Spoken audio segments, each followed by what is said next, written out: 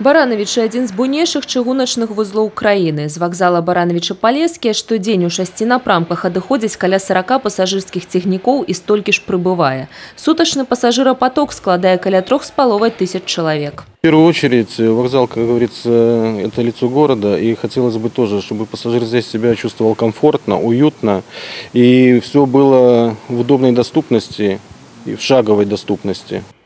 Цэнтральная і правая частка вакзала былі адрамантаваны яшчэ ў 2010 годзе. Зараз распачаліся работы па аднаўленні левага крыла будынка, якое на працягу 7 гадоў было закансервавана. Здание с каждым годом ветшало из-за того, что оно не отапливалось, значит, затекало в многих местах. Тут была отключена проводка, отключено отопление. Вот, и если бы еще оно постояло определенный период, его бы уже восстановить не предоставлялось бы возможным. Поэтому вот такое решение было принято, невзирая на те трудности финансовые, которые сегодня есть в дороге. Почему? Потому что мы сегодня и обновляем подвижной состав, и строим электрификацию. Вот. То есть затраты огромные, но тем не менее руководство дороги нашло возможность найти эти средства, которые необходимы для этого делать.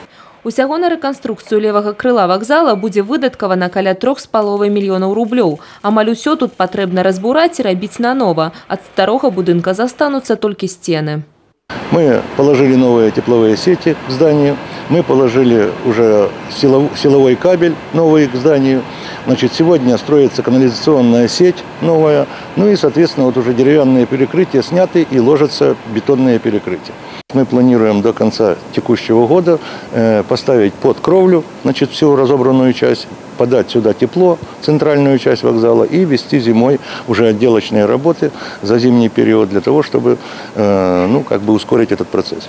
Будаўнікі таксама працуюць над узмацненнем нясучых калон, сцен, падмуркаў, аконных і дзвярных праёмаў. Калі работы будуць завершаны, 2 паверхі будуць прапанаваны арендатарам праз аукцыёны. Ужо зараз прадпрымальнікі цікавяцца гэтымі плошчамі. На первом этаже будет предусмотрены точки общепита, чтобы возможно было пассажиру зайти и, соответственно, перекусить или взять с собой что-то в дорогу. На втором этаже будут предусмотрены также помещения для арендаторов, в которых будут предусмотрены сувенирная продукция, союз печать. Также будет здесь в левом крыле размещены санузлы.